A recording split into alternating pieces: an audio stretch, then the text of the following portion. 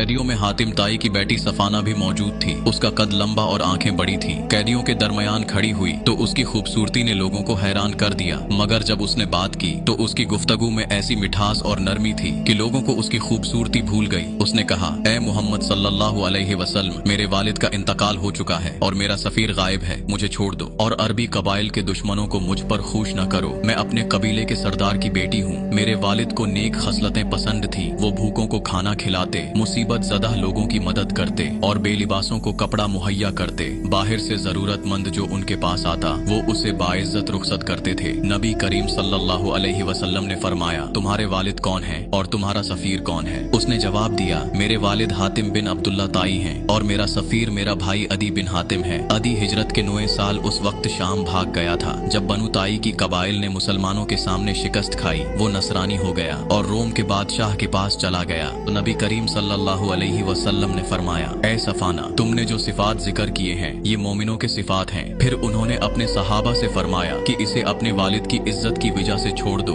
क्योंकि वो नेक अखलाक के शैदाई थे। सफाना ने कहा, और मेरे कबीले के लोग और कैदी? तो नबी करीम सल्लल्लाहु अलैहि वसल्लम ने फरमाया, इनके कबीले वालों को भी उसके और उसके वालिद की इज्जत की खातिर छोड़ दो। फिर उन्होंने फरमाया, 3 अफराद पर रहम करो और उनका हक है कि उन पर रहम किया जाए। वो मुअज्जिज शख्स जिसे जिल्लत दी गई हो, वो मालदार जो गुर्बत में चला गया हो, वो आलिम जो जाहिलों के दरमियान जाया हो रहा हो। जब सफाना ने ये ऐला इखलाक देखे तो उसने पूरे एतमाद के साथ कलमा पढ़ लिया और मुसलमान हो गई और उसका कबीला भी मुसलमान हो गया। नबी करीम सल्लल्लाहु अलैहि वसल्लम ने बनु ताई का तमाम माली गनीमत वापस कर दिया। जब वो लोग वापस जाने लगे तो सफाना ने कहा, ए अल्लाह के रसूल, हमारे बाकी मर्द और खानदान मुसलमान फौजों के खौफ से पहाड़ में छुप गए हैं। अगर आप हमारे साथ चलें और उन्हें जान और माल की हिफाजत की जमानत दें तो वो नीचे आकर मुसलमान हो जाएंगे और ये एक बड़ी कामयाबी होगी।